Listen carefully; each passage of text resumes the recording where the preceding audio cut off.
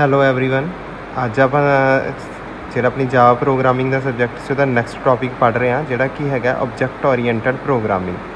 ਠੀਕ ਹੈ, object oriented programming ਕੀ ਹੁੰਦੀ ਹੈ? ਜਾਵਾ ਇੱਕ ਆਬਜੈਕਟ ਓਰੀਐਂਟਡ ਪ੍ਰੋਗਰਾਮਿੰਗ ਲੈਂਗੁਏਜ ਹੈ। ਠੀਕ ਹੈ, ਜਾਵਾ ਦੇ ਵਿੱਚ everything in Java is an object. Java ਦੇ ਵਿੱਚ ਹਰ ਇੱਕ ਚੀਜ਼ ਹੈ ਜਿਹੜੀ ਉਹ ਇੱਕ ਆਬਜੈਕਟ ਦੇ ਰੂਪ 'ਚ ਗਿਣੀ ਜਾਂਦੀ ਹੈ। Object oriented means we organise our software as a combination of different type of objects then incorporate both data and behaviour.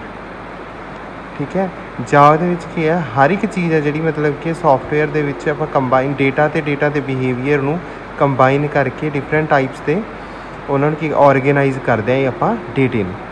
ਠੀਕ ਹੈ, ਮਤਲਬ ਕਿ ਹਰ ਇੱਕ ਚੀਜ਼ ਆਪਾਂ ਇਹਦੇ 'ਚ ਯੂਜ਼ ਕਰਦੇ ਹਾਂ। ਡੇਟਾ ਹੋ ਗਿਆ, ਉਹਦਾ ਬਿਹੇਵੀਅਰ ਹੋ ਗਿਆ। ਠੀਕ ਹੈ, object oriented programming is a methodology that simplifies software development and maintains by providing some rules।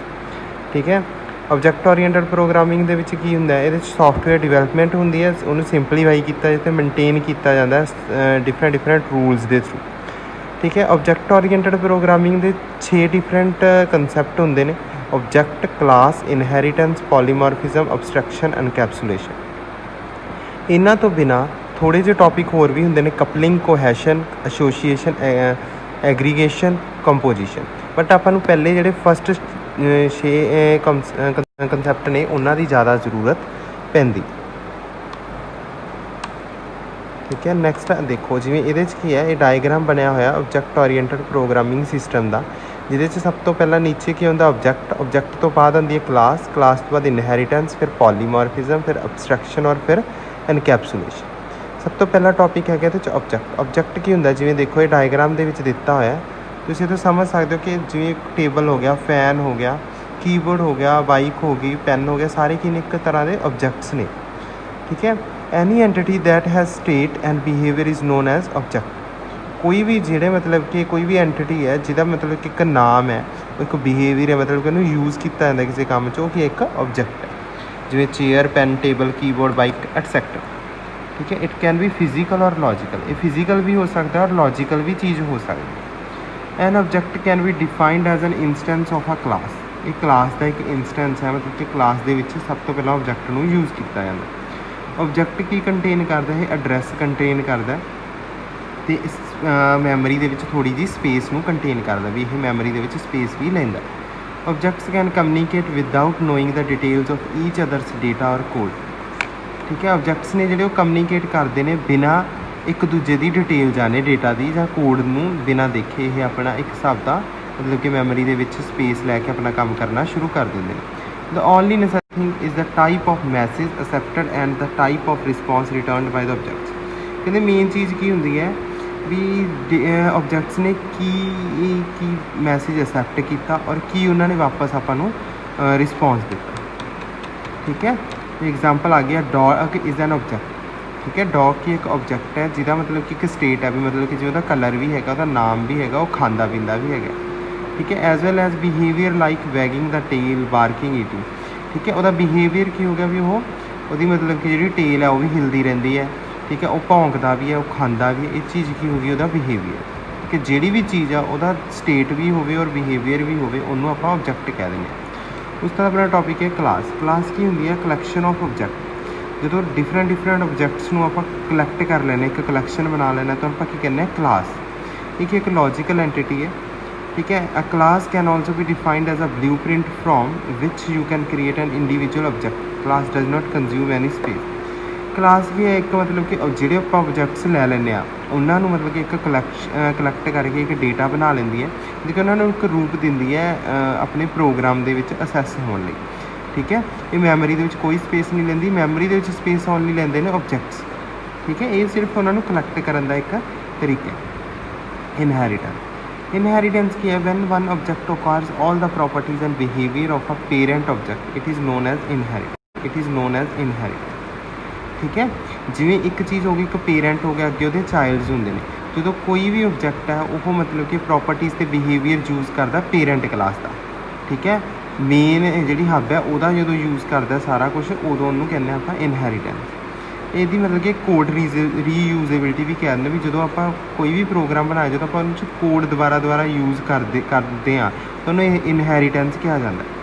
ਠੀਕ ਹੈ, तो मतलब कि जिवें मान लो भी कोई भी जिवें हुण नीचे डायग्राम दिता होया, ठीक है, उहदे च की है भी जिहड़ा मेन है वो इंसान दिता होया, सब तो उपर ह्यूमन बनया होया, ह्यूमन कह रहा नाउ स्पीक, ठीक है, जिहड़ा डॉगी वो कहता वाओ, डाकिया कहती क्वैक, ठीक है, बिल्ली कहती है म्याऊं, ठीक है, मतलब कि हर एक दी अपनी अपनी आवाज़ है। जे पेरेंट ने क्या मतलब कि अपने को जो इंसान है कि एक पेरेंट के रूप च जे पेरेंट ने क्या भौंकण लई जां बोलण लई तां उन्होंने सारिਆਂ ने अगों आवाज़ां दित्तियां, ठीक है, मतलब कि हर एक जो आप पेरेंट्स को यूज़ करके मतलब कि मेन कोड को दोबारा यूज़ करते हैं, ठीक है, उन्होंने की कहा जाता है इनहेरिटेंस। पॉलीमॉर्फिज्म की होंदा है जो कहते if one task is performed in different ways it is known as polymorph. कहते जो एक जोड़ा एक टास्क है कोई भी उन्होंने डिफरेंट तरीक़े आप परफॉर्म करते हैं, एक तो वध तरीके एको ही डेटे आप परफॉर्म करते हैं, उन्होंने पॉलीमॉर्फिज्म कहा जाता है, ठीक है। कहते for example to convince the customer differently to draw something, for example shape triangle rectangle etcetera. कहते जो आप कोई भी कस्टमर आया अपनी शॉप के उपर उन्होंने डिफरेंट तरीके आप गाइड करते हैं, जिवें मैं कुछ होर तरीके गाइड करूँगा, जो मेरा अगे असिस्टेंट रखा हो कोई होर तरीका वरतूगा, भी गल तो सिर्फ इन्नी कि आपको चीज़ वेचनी है, तरीके अपने अलग अलग ने, ठीक है, उन्होंने की कहते हैं पॉलीमॉर्फिज्म। जावा के की है वो use method overloading and method overriding to achieve polymorphism. ये आप अगे पढ़ांगे डिटेल के जो मैथड ओवरलोडिंग और ओवरराइडिंग यूज़ करते हैं उदों पॉलीमॉर्फिज्म यूज़ होंदा, ठीक है। उस तो बाद आ गई अबस्ट्रैक्शन। अबस्ट्रैक्शन की होगी hiding internal details and showing functionalities known as abstraction, ठीक है। कहते जो आप अपन इंटरनल डिटेल्स में बिना शो किए आप जो अपना कोई भी प्रोसैसिंग दसते हैं, जो हम मान के चलो आप कोई भी कंप्यूटर पर काम कर रहे हैं, ठीक है, आप सॉफ्ट बना रहे हैं वर्ड की फाइल बना रहे हैं, कोई टाइपिंग कर रहे हैं, अपन ये तो नहीं है भी कंप्यूटर दी वायरां अंदरों किवें काम कर रही हैं, CPU किवें काम कर रहे हैं, सिर्फ अपन टाइपिंग शो हो रही है वो, उन्होंने की कहते हैं अबस्ट्रैक्शन। भी जो अपन अंदरली डिटेल ना शो हो भी अंदरों काम की हो रहा है, बट सिर्फ अपन सिर्फ फंक्शनैलिटी शो हो भी फंक्शन हो रहा अपन काम हो रहा, उन्होंने अबस्ट्रैक्शन कहा जाता है। जिवें कहते एग्जाम्पल दी ने फोन कॉल की, आप फोन कॉल की इंटरनल प्रोसैसिंग नहीं जानते, सिर्फ अपन फोन आता आप उठा लें या किसी को करते वो उठा लेंगे, अपन ये नहीं पता भी किवें जी मतलब कि अपनी आवाज़ है किवें दूजे तक पहुँचती है या किवें तारां ने जड़ियाँ किवें काम करते हैं टैलीफोन, ठीक है। In Java we use abstract class and interface to achieve abstraction. Java के कहते आप अपने प्रोग्रामों के एक अबस्ट्रैक्ट क्लास होंगी और एक इंटरफेस होंगे, उन्होंने यूज़ करके आप अबस्ट्रैक्शन करते, ठीक है। जिवें इन्होंने कैप्सूल बनाया होया, ठीक है, उही है इनकैप्सूलेशन कैप्सूल का काम देखते आप की है binding code and data together into a single unit are known as encapsulation. कहते जो आप भी कोड नूं ते डेटा नूं इकट्ठियां नूं आप एक सिंगल यूनिट के इकट्ठे कर दें तो उन्होंने इनकैप्सूलेशन कहा जाता है। जिवें देखो अपने को की है कैप्सूल की है डिफरेंट मैडिसनस अलग अलग मैडिसनस नूं कुट के या ला लो मिक्स करके आपको एक कैप्सूल बना के दिता जाता, ठीक है। अपन उपर तो सिर्फ एक कैप्सूल वो डिफरेंट मैडिसनस नूं इकट्ठा किया गया, उन्होंने की कहा जाता इनकैप्सूलेशन। जावा क्लास के की है एग्जाम्पल ऑफ जी जावा क्लास है इनकैप्सूलेशन का एग्जाम्पल है, जिहदे डेटा नूं ते मतलब कि कोड नूं आपां इकट्ठा करके आप एक प्रोग्राम बनाने, ठीक है। उस तरह कपलिंग आ गई। कपलिंग रैफर करती है अपन नॉलेज और इन्फॉर्मेशन और डिपेंडेंसी ऑफ अनदर क्लास, ठीक है। अपन कपलिंग रैफर करती है भी नॉलेज होनी या इन्फॉर्मेशन होनी भी दूजी क्लास के उपर किवें कोई चीज़ डिपेंड है, ठीक है। यदि अपन ज़्यादा लोड़ नहीं हैगी, ठीक है। आप नॉर्मल अपन डेफिनेशन पता होने चाहिए ना। आप जावा की एक प्राइवेट और प्रोटैक्टेड पब्लिक मॉडिफायर्स जोड़े यूज़ करते हैं, ठीक है, क्लास में शो करने वास्ते, उन्होंने की कहा जाता कपलिंग किया जाता, ठीक है। कोहेशन की होंगी कोहेशन रैफर करती है level of a component which performs a single well defined task, ठीक है। एक कंपोनेंट के लैवल में शो करती है भी जो कोई भी सिंगल वैल डिफाइंड टास्क हो रहा तो वह किस तरीके हो रहा एसोसीएशन होंगी है भी कोई भी प्रोग्राम है जोड़ा वो ऑबजैक्ट्स ने जोड़े एक तो वध काम किवें करते हैं, मतलब कि जिवें 1 to 1 भी एक ऑबजैक्ट तो दूजे ऑबजैक्ट काम हो रहा, एक ऑबजैक्ट तो ज़्यादा ऑबजैक्ट के काम हो रहा ਜਾਂ ज़्यादा ऑबजैक्ट तो एक ऑबजैक्ट के या ज़्यादा तो ज़्यादा काम हो रहा, ठीक है, उन्होंने आप कहने एसोसीएशन। एग्रीगेशन की होंगी है वे ऑफ अचीव एसोसीएशन, जी आप एसोसीएशन पढ़ीए जो अपन अचीव करना है, ठीक है, उन्होंने प्राप्त करना है तो उदों उन्होंने की कहना है एग्रीगेशन।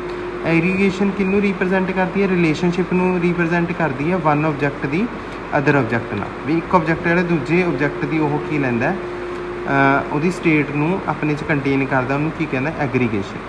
ਕੰਪੋਜੀਸ਼ਨ ਕੀ ਹੁੰਦੀ ਹੈ? ਇਹ ਵੀ ਐਸੋਸੀਏਸ਼ਨ ਨੂੰ ਅਚੀਵ ਕਰਨ ਵਾਸਤੇ ਹੁੰਦੀ ਹੈ, ਠੀਕ ਹੈ।